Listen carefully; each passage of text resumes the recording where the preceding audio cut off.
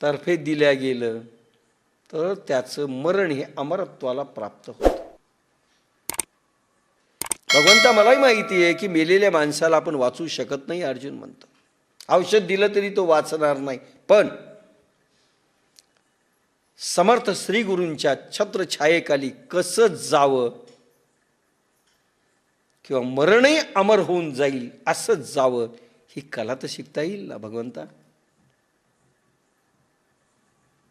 एथ एकची उपेगा जाये परमामृत.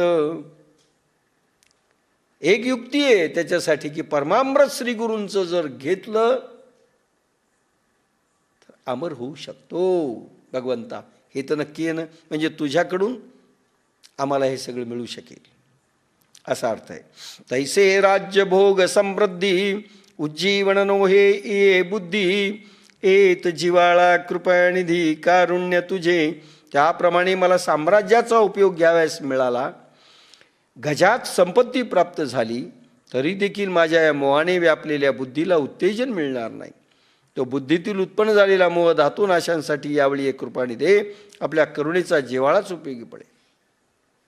भगवंता राज्यही मिळेल, इंद्रसुख भोगेल, संपत्ती गजांची मिळेल, हत्ती घोडे सगळं काही मिळतील, पण बुद्धीमध्ये जो आज पाप क पुण्य हे सगळं मी करायलो, हे जोपर्यंत माझ्या मनातून ही गोष्ट जात नाही तोपर्यंत भगवंता उपयोगी नाही.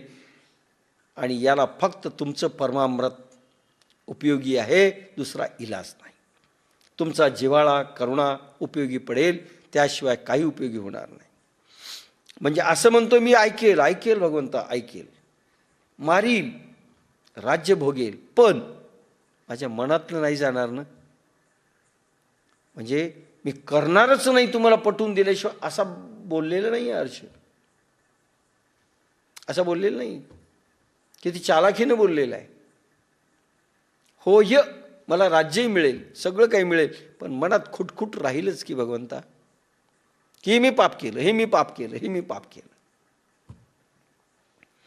ऐसे अर्जुन तेथे बोलिला तव क्षण एक भ्रांती सांडिला मग पुनरपी व्यापिला उर्मितेने.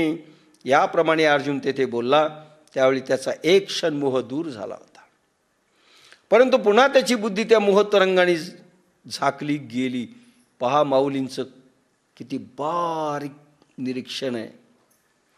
माऊली स्वतः चित्रपट असं पाहतायत आणि अर्जुनाच्या मनातील